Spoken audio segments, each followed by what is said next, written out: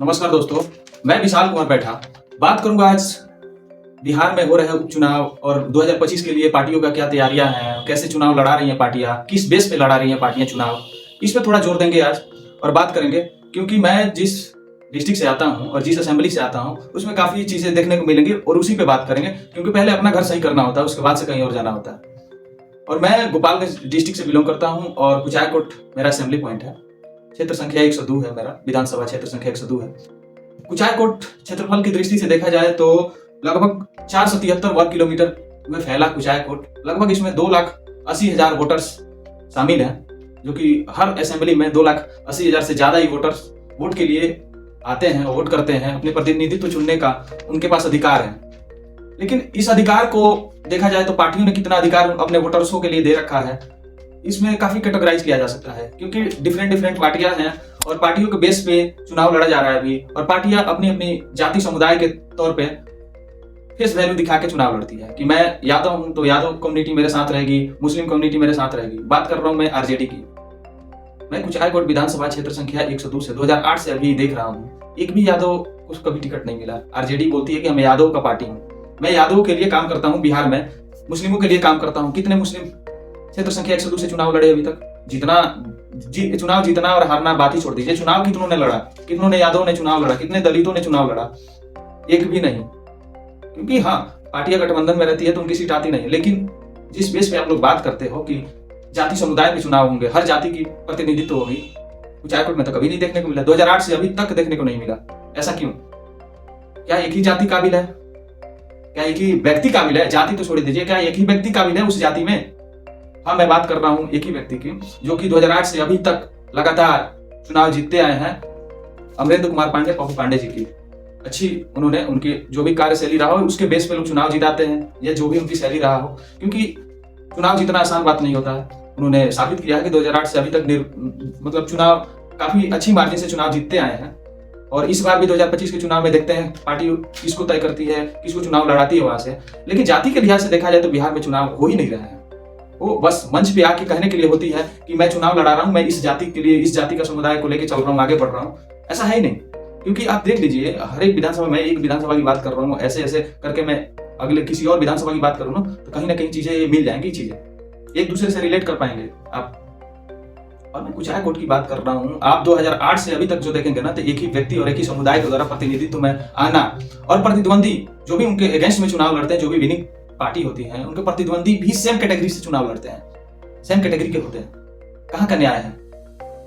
अब जनता का राज देख रहे हैं, यही जनता, भोली भाली जनता, कुचायकोट की जनता कब तक समझेगी ये बात को? क्योंकि मैं भी उसमें आता हूँ, मैं भी बोला था, मैं भी ना समझ था, अभी तक वोट करते हैं। एक बार तो मैंने भी वोट करा है।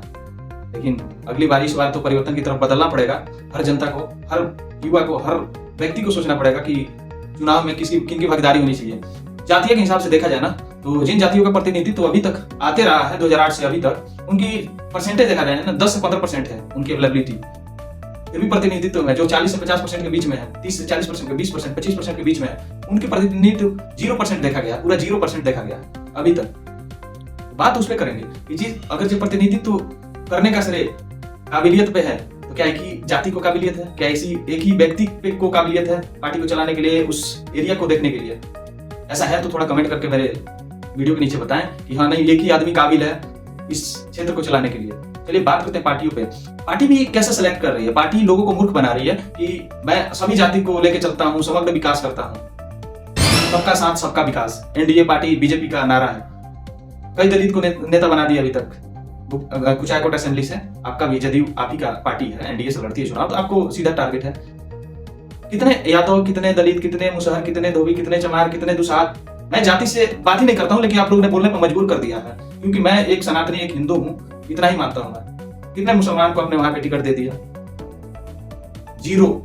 देखा जाए ना, आंकड़ा देखा जाए, आंकड़ा मैं अटैच भी करूंगा, 0 अभी तक कोई कैंडिडेट नहीं उतारा गया। पार्टी बनती रही, बिगड़ती रही, लेकिन जनता वही है। प्रतिनिधित्व में आने वाले एक ही व्यक्ति हैं, वो सीधा 2008 से नजर आ रहे हैं आपको। मेरे को बताने की जरूरत नहीं है। और कृषि के लिहाज से देखा जाए और कुचायकोट का विकास कैसे हुआ, क्या हुआ, नहीं हुआ, जिन्होंने 2008 से अभी तक सत्ता में है और उत्तीर्ण पार्टी रहे हैं, उत्तीर्ण आदमी रहे हैं, जो व्यक्ति रहे हैं, उन्होंने कुछ क्षेत्रों में अच्छा विकास करा है। जैसे शिक्षा के क्षेत्र में कुचायकोट को बहुत अच्छा पहल दिया है उन्होंने, बहुत अच्छा सराहनीय के पटल पे लेके गए हो, उनको मैं नमन करता हूँ। क्योंकि इंजीनियरिंग कॉलेज का लाना, मेडिकल कॉलेज का लाना, सैनिक स्कूल को अपने कुचायकोट विधानसभा क्षेत्र में लाना सिपाया पे, ये सब चीजों का निर्माण कराना एक बहुत अच्छी भविष्य के लिए संकेत है और कुचायकोट के लिए बहुत बड़ा गर्व का विषय है। 3-4 चीजों को आना शिक्षा के क्षेत्र में, लेकिन रोजगार के क्षेत्र में जो थे उसको बिगाड़ देना, ये कहाँ की न्याय है। अब रोजगार के क्षेत्र में किस पे बात कर रहा हूँ मैं, आपको भली भांति समझ में आ गई होगी कि शासन समय एक शुगर फैक्ट्री हुआ करती थी इसलिए बोल रहा हूँ कि 2019 में उसमें तकनीकी खराब होने के कारण वो मिल अभी बंद पड़ी है। तकनीकी यानी बॉयलर फटा था, उसमें काफी जान माल और आदमियों का नुकसान हुआ था, काफी लोग का डेथ भी हुआ था उसमें। लेकिन उसको क्या दुर्घटना नहीं होती है? अगर जो इंडस्ट्री चलती है, कोई काम कर रहा है तो दुर्घटना होती है। अगर जो सड़क पे चल रहा है तो एक्सीडेंट हो सकते हैं कभी भी। उसी तरह फैक्ट्रियां भी हैं, एक्सीडेंट हो सकते हैं। तो क्या उसको बनाया नहीं जा सकता है? क्या उसे चालू नहीं किया जा सकता है? विधायक जी ने कभी आके इस पे चर्चा नहीं किया कि 2019 के बाद से 2019-20 में फिर चुनाव उन्होंने जीता, दोबारा चुनाव जीता। उसके बाद से फिर अभी 2025 आ गया। बीच में कोई न्यूज, कोई कहीं खबर नहीं आई उनकी कि इस पे भी चर्चा किया जाए। गन्ना प्रधान हमारा असेंबली रहा है कुचायकोट, जिसमें लगभग लाखों की तादाद में किसान गन्ना की खेती करते थे, जिससे उनकी जीवन यापिका, उनके बच्चों का पालन पोषण चलता था। सारी चीज ठप लग पड़ी क्योंकि दूसरे जगह ले जाना कॉस्ट कटिंग पड़ जाता है। आपकी 200 रुपए मिल रहे हैं पर क्विंटल, यहाँ पे आप दूसरे स्थान पे ले जा रहे हैं तो उसमें जो भी ट्रांसपोर्टेशन का चार्ज है वो बढ़ जाता है, तो उसमें प्रॉफिट किसानों के लिए कम हो जाता है, जिससे किसानों को उसमें रुचि कम हो गई अभी तक। तो एक शुगर फैक्ट्री का सबसे बड़ा मुद्दा रहा है, जो कि डिमेरिट्स है। जो भी पॉलिटिकल पार्टी है अभी तक कार्यरत है उसमें, उनके लिए डिमेरिट्स है कि शुगर फैक्ट्री का चालू ना होना कुचायकोट असेंबली के लिए एक बहुत बड़ा धब्बा है। रोजगार के क्षेत्र में, शिक्षा के क्षेत्र में खैर अभी तक अच्छा हुआ है और आगे भी अच्छा होगा लग रहा है, क्योंकि काफी 2-3 कॉलेजेस वहाँ पे पहुंच गए हैं और सैनिक स्कूल्स बहुत बड़ी तादाद में है वहाँ पे, अच्छी एरिया में और डेवलप भी हो रही है। लेकिन रोजगार के क्षेत्र में कोई सुधार नहीं हुआ, जो था वो भी थप्पड़ गया, बंद हो गया। बात करेंगे हम लोग इस पे, आपका क्या ख्याल है? जो भी हमने बात किया आपसे पार्टी के बारे में, पार्टी का चुनाव प्रक्रिया के बारे में, क्या ये चुनाव प्रक्रिया से आप लोग सहमत हैं? तो थोड़ा कमेंट करें मेरे वीडियो के नीचे, और सहमत नहीं है तो परिवर्तन की ओर अपनी चिंगारी फूंकें, क्योंकि परिवर्तन जरूरी है। कोई भी पार्टी नई बन रही है, पुरानी पार्टी बन रही है, तो नया कैंडिडेट को लाना, उनकी प्रतिनिधित्व होनी चाहिए, उनकी दायित्व होना चाहिए, उनका परम यही पहला नीति होना चाहिए कि हर जाति को, हर समुदाय से लड़ाया जाए चुनाव, क्योंकि काबिल हर जाति में लोग हैं। कुछ व्यक्ति हैं जो प्रतिनिधित्व के काबिल हैं, उनको मौका मिलना चाहिए, हर समाज को मौका मिलना चाहिए, लेकिन ऐसा कभी मौका मिल नहीं रहा है। पार्टियां कभी देख नहीं रही हैं। एक व्यक्ति को अगर ये चुनाव लड़ा देगा, जो जीत गया, तो भाई जब तक वो जीते पैसा फेंक दे, वोटर्स को खरीद ले, उनकी अपनी पसंद है। क्यों कैसे चुनाव जीत रहे हैं तो जीते, क्योंकि वही सिलसिला चलते आ रहा है 2008 से अभी तक 2024-25 वाली। अब देखते हैं वो चीज बरकरार रहता है कि परिवर्तन की ओर अपनी जनता, कुचायकोट की जनता कुछ सोचती है। तो मैं आशा करता हूँ कि परिवर्तन की ओर सोचना हमारी मजबूरी नहीं, हमारी दायित्व है, हमारा कर्तव्य है कि परिवर्तन की ओर सोचें। प्रशांत किशोर ने एक बात कहा है कि कब तक इनके पीछे घूमोगे, देखते हैं उनकी पार्टियां कब तक लोगों को अपने पीछे घुमा रही है। जय हिंद, नमस्कार। अगर ये वीडियो पसंद आया तो लाइक करें, शेयर करें और ज्यादा से ज्यादा कमेंट करें। धन्यवाद।